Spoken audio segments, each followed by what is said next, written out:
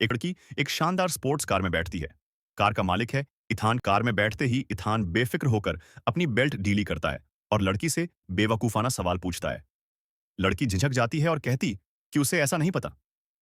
Ethan हंसकर कहता है कि तुम्हें प्रैक्टिस चाहिए और उसे कार से उतार देता है। ईथन बेपरवाह होकर सड़कों पर तेजी से ड्राइव करता है।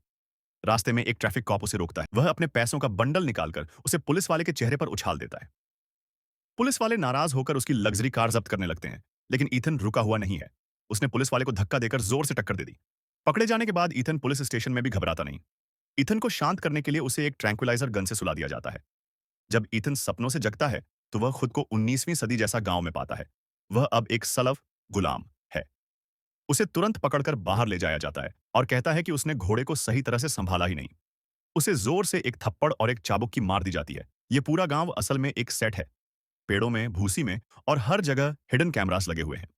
गांव के सारे लोग ट्रेंड एक्टर्स हैं, जिन्हें डायरेक्टर के निर्देश पर हर काम करना पड़ता है, चाहे रोमांटिक सीन हो या सेक्स सीन। सब कुछ रियल एक्टिंग जैसा दिखाना है, ताकि इथान यकीन कर बैठे कि वह वास्तव में इतिहास में आ गया है। ईथन थोड़ी समझदारी भी दिखाता है।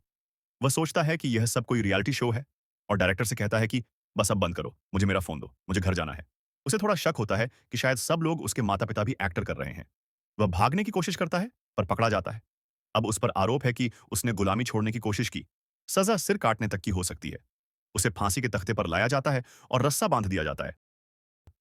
ठीक उसी घड़ी एक लाल पोशाक पहने हुए लड़की घोड़े पर आती है और ईथन को बचाती है। वह मैरी रोमानोवा है, जो कीडीजू की बेटी और इस पूरे सेट की प्रमुख नायिका है।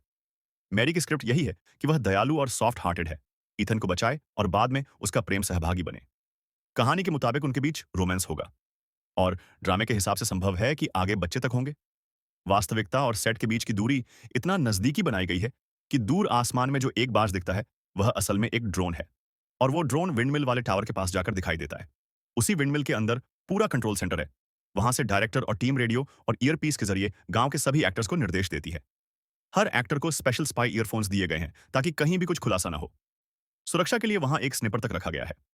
अगर कोई संकेत दिखे कि कोई सच बताने वाला है तो उसे तुरंत शांत करने के लिए ट्रैंक्विलाइजर इस्तेमाल किया जा सके। फिर भी ईथन को मुक्त नहीं छोड़ा गया। उसे गुलाम के रूप में कठोर जीवन जीना पड़ता है। सुबह से शाम तक स्टेबल में काम, गंदा बिस्तर और बदसूरत खाने की चीजें। वह बार बार सोचना शुरू कर देता है कि वह किस तरह से वापस लौटेगा। खाने में भी समस्या है। उस रोज उसे केवल थोड़ी दाल रोटी और पेड़ों की पत्तियां जैसी चीजें दी जाती हैं। ईथान छिड़कर कहता है, दोस्तों थोड़ी मीट नहीं मिल सकती? पर उसे नदारद जवाब मिलता है। शौचालय भी प्राइमिटिव है। कोई टॉयलेट पेपर नहीं, सिर्फ घास या पत्तियों का इस्तेमाल।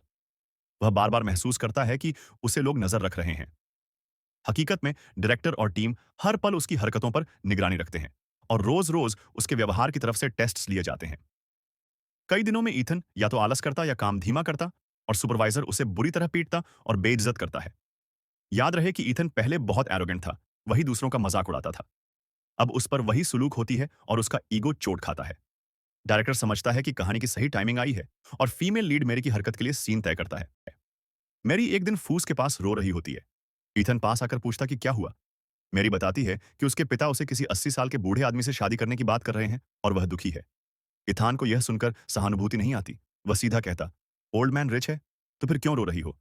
उसके